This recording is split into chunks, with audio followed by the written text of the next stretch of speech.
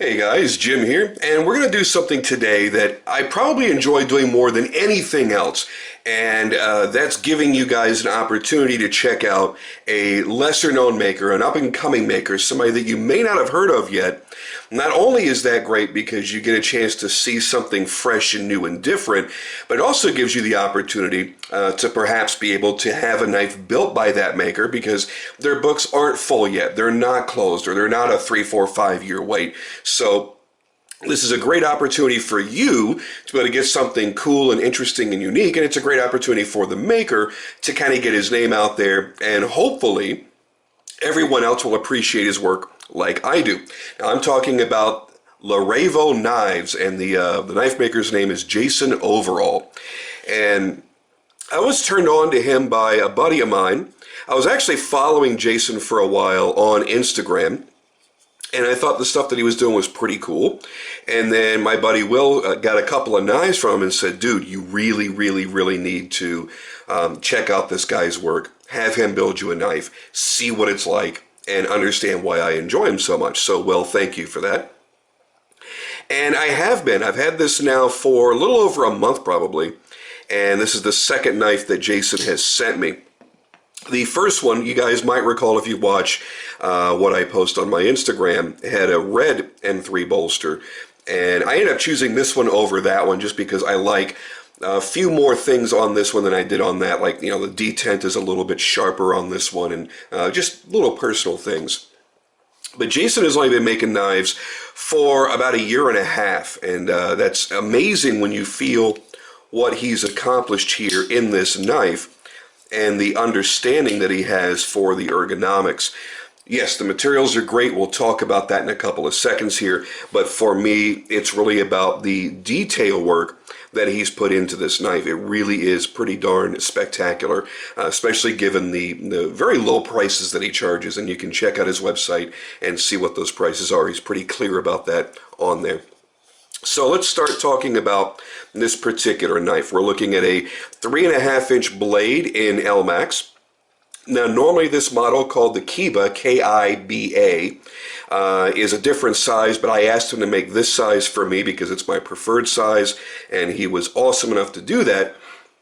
And that's one of the great things about getting in with a maker when they're first starting out. They want to do a lot of different things to test themselves, and they also want to do as much as they can to satisfy each individual customer. And they haven't fallen into that rut yet where they're tired of taking custom orders, and they really just want to make what they want to make and make a few options and give you those options. When most makers are starting out, they literally just want to challenge themselves with every knife they make. So if you come up with something wild and crazy and pull it out of your ass, they're more likely to try it than somebody, say, that's been doing this for 15 or 20 years. Because you do get somewhat jaded as a knife maker. I've talked to enough of them to realize that, listen, we as customers can be big pains in the ass. And at some point they just go, you know what, I know what's going to work best for my knife. I'm just going to make it my way, give a couple of material options, and people can choose from that. And that really is good enough in most cases. But you know what, it really is fun to do some crazy shit and challenge that maker to try something new, perhaps that he hasn't tried before. So back to the knife itself, what we have here is an M3 bolster, and I'll describe that to you in a couple of moments. And I really wanted to have a zirconium scale, and when we were first talking about this, he was doing a polish scale.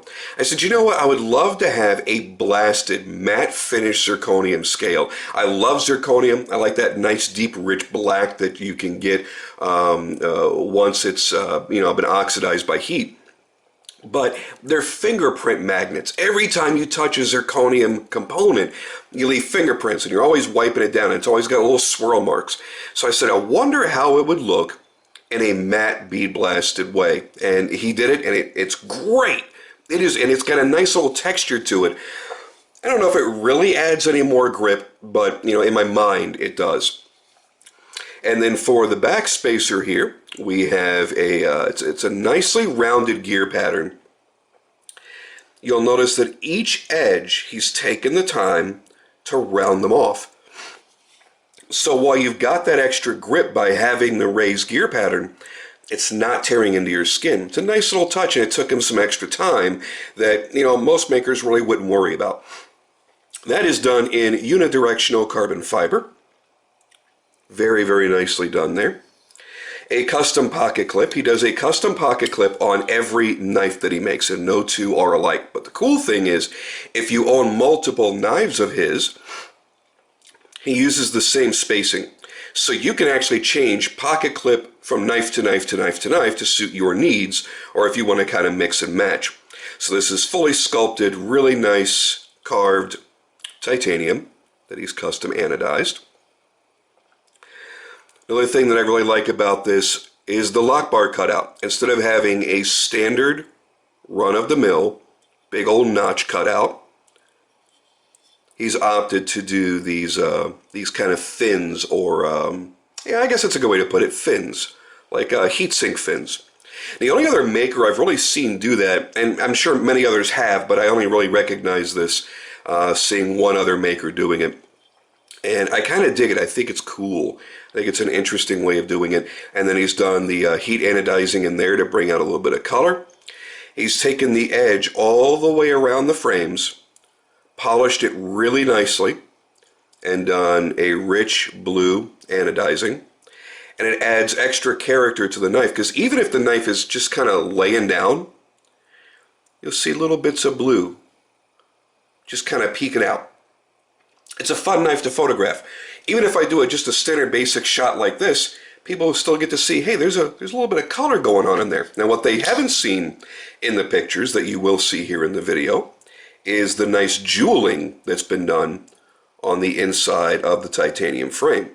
He spent a lot of extra time doing this by hand, just to add a little bit of extra detail to it, and completely not necessary, but very, very, very much appreciated. He's used blue hardware throughout, so he's got titanium screws in there, anodized in blue. He's using a Steve Kelly pivot in there as well, also anodized blue. And that one there just pretty much disappears into the color of the M3. I love the way that he has the blade coming all the way up to the edge of the frame, and then it's contoured to match. A lot of makers don't do that. I like that extra touch. I think it adds a little bit something extra visual when you're looking at it. It's got some jimping up here on the flipper tab, which is really, really nice. It's got a nice feel to it, squared off but rounded edges. Great action, obviously, on bearings. And he put a nice strong detent on this one for me, stronger than the first one that he built me. This is Kiba number 3. I had number 1. I did send that back to him, so some lucky dog out there will be getting number 1. Let's talk about the M3 material. I know I've discussed this a couple of times in different videos. The first time I ever played with this stuff was on a Jesse Jarrow's knife. It was a Model 75, if I remember correctly. And there are two basic types of the M3 material. One that was on Jesse's knife is made with volcanic ash.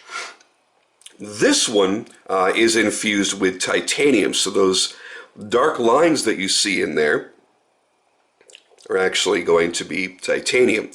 Now, because I'm not going to be able to fully convey what M3 is, I would just simply call it a composite material that's infused with different types of metals. I'm going to read off of their website here. I've printed out a little short script, and I want to read that off to you so you get a better understanding of what it's all about. Are we ready, kids? Here we go. M3, short for macromolecular materials, are part of the new breed of new age designer materials that make everything from the stealth bomber to the International Space Station possible. These materials are made with high purity metals and other exotic elements that have been deconstructed to the macromolecular level, homogeneously combined, then reconstructed with highly refined proprietary chemical binders. Metal deconstruction requires very specialized equipment, a gas metal atomizer that superheats the metal and then shoots it with water, gas, or plasma, causing it to explode into molecules of specific shape and size. Heat, pressure, and exothermic chemical reaction cause the molecules to cross-link, forming a new material with a unique macromolecular structure.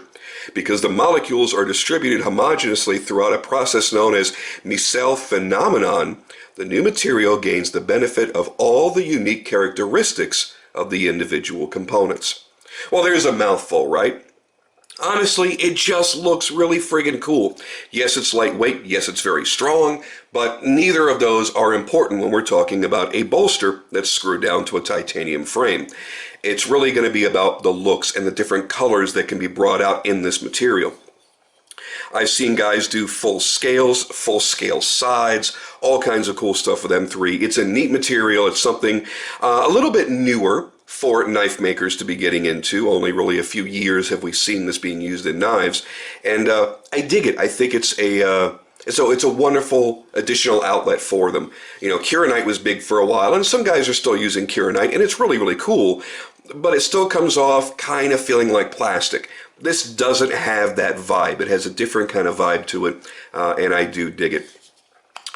Overall on this, you're looking at an 8-inch length, so it's a fairly substantial sized knife for an EDC. Also keep in mind, it's pretty damn thick, but I have noticed from carrying this several times that I really like holding this knife.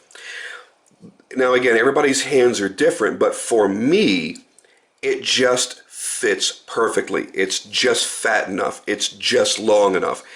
And it's contoured everywhere. Look at how much work he's put into making this. I'm going to call it a comfort fit frame. Think of like a comfort fit band on a ring, where everything is rounded and contoured to make it more comfortable and to make it, you know, easier to get off your finger. I kind of look at this as like a comfort fit handle. Everything has been completely rounded off, so there's not a sharp edge anywhere on this knife except for the edge of the blade. And it makes for something that you actually enjoy handling. Now, I'm not a hard use person. I use all my knives, but I'm a very suburban kind of dude. None of my shit gets abused. But I will say this, if I found myself in a situation where I knew I had to do a lot of hard work that day with a knife, this is one of the knives I would pick because it is so comfortable in the hand, yet it feels like it's solid. It's just, I don't know, for my particular hand, it fits perfectly. And I really dig the extra effort that Jason put into it to make it comfortable, to make it something that, you know, listen, for the most part, our pocket knives end up being something to play with throughout the day. Yes, we use them, but some people use them a lot less than others. It's fun to just sit there and play and flip and go back and forth and in and out of the pocket. And when I've got a knife that feels this nice in the hand, I tend to want to carry it more often. And it certainly helps when it's attractive. You've got this beautiful blue anodizing, the real beauty that's in that blue M3 on the bolster, the unique nature of having the bead blasted matte finish zirconium. So it's a knife that I'm going to want to carry because it's practical for me and it's comfortable for me. And it's fun if, you know, because I still have that reputation in my office where everybody goes, okay, what are you carrying today? And it's fun to pull out something like this that may not look like anything that people have seen before. I like the custom touches that he's done. Overall, it's a great knife. Is it perfect? No, it's not perfect. And it's going to be a while before Jason probably gets to that level. Like any other knife maker, he learns and he gains knowledge from every single knife that he makes. And everything is done for him through trial and error. And I respect that. It's not just about making a knife pretty. He wants to make a knife that's functional for cutting, comfortable in the hand, easy to carry, and if it looks pretty, you know, all the better. That's fantastic. For me, there's only a couple things I would change. He's still got a little bit of extra lock pressure on this that he probably doesn't really need. The first Kiba that I had it was a very, very strong lock bar, but a very, very weak detent. And he prefers a softer detent, and he's hearing feedback now that more people own his knives, hearing from more people what kind of detents they prefer. and everybody is different. I prefer a very strong detent. I want the fastest flipper I can get. But for some guys, a medium detent is fine. Some guys want a very soft detent. So, it's one of the questions he's going to ask you when you're, getting your custom build done. For me, just visually, I would like to see the lock bar cutout being done higher up in the frame, more midway, more in line with the pivot than down here, because it creates the look of a very skinny lock bar that doesn't look very strong. And it's fine. It's not going to have any strength issues, but it creates an imbalance to my eye as a designer. I see a big, fat, chunky frame up here and a little itty-bitty lock bar. He is working on that. He's looking at new ways of designing his frame locks and kind of raising that up. So that's not an issue that that I'm really picking on him for. It's something that we have already discussed, but I did want to point that out because that was one of the things that struck me visually when I first picked up the knife. And really, I'll be honest, that's about it. I'd like to see a little bit more of a refined finish on the blade. But again, if you're really buying this as a user, that doesn't matter all that much. But a little tiny bit of more refinement on the finishing of the blade, and that's really it. Everything else he's knocked out of the park. The jimping is great. It's very, very effective, so when I lock my thumb in there, it doesn't move, but it's not sharp. It's not cutting into my finger. It's not going to cut, into your pants pocket as you're pulling it in and out. Same way, by the way, for his clip. The clip is really, really well done, and he's left all of the edges nicely rounded. So it goes in the pocket easily and comes out of the pocket easily, yet when you're not trying to withdraw it, it stays in there nice and firm because he's got a good degree of tension on that clip. Overall, the clip is one of the nicest features of the knife. It depends on, whether you like the aesthetics of it. I dig it. I think it's cool. And he does all kinds of crazy way out stuff, and he's probably happy to make any type or shape that you would come up with. So overall, it's a really solid build, really good knife, nice action, beautiful details. His prices are very, very, very fair. That's another great thing about discovering an up-and-coming maker. As they start out, their prices tend to be a little bit less. They really want to cover their materials and pay themselves a little bit for labor. When they've been in the game for 10, 12, 15 years, their prices tend to creep up a little bit because you know what? Fuck it. They've earned it. They've done a lot of hard work to get to the level they're at, and hopefully they're, earning that money, that they're creating a good degree of consistency and a great degree of quality and fit and finish to earn that price hike. But again, going back to the subject of up-and-coming makers, great pricing, very, very easy to deal with. His customer service is phenomenal. He loves talking to his customers. And the great thing is he's still in that phase where if you go, hey, I want to do something a little wild, a little different, try this material or this blade shape or this or that, he is much more likely to do it and try something new and get you something that is as truly custom made for you as can possibly be. And I've had the wonderful benefit of dealing with many makers in that respect. And it's really fun to get something that's made for you that nobody else has. And it's not about some sort of elitism. It's about having something that's special to you. That, we all love our cars, right? Some guys more than others. I do. I customize my cars and I do different things to make it more unique to me. I don't want to pull up to a traffic light and look over and see two others that are just like my car. There are only so many cars that are out there available. At some point, there's going to be a shitload of people that own the exact same car you do. So you kind of tweak it and do little things to make it special to you. It's not about being an elitist. It's about making it special for you.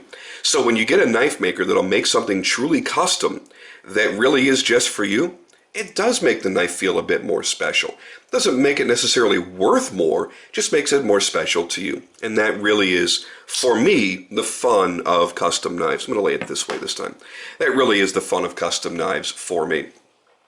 So anyway, check the description down below. I'll show you how to get a hold of Jason, where his Instagram is, all that kind of good stuff. Definitely check him out, chat him up, and give them a shot. I think you're really going to enjoy the knife that you get out of it, and the fact that you're not paying an exorbitant amount of money, you're not waiting for years and years and years to be able to get it, is all the more reason to check them out.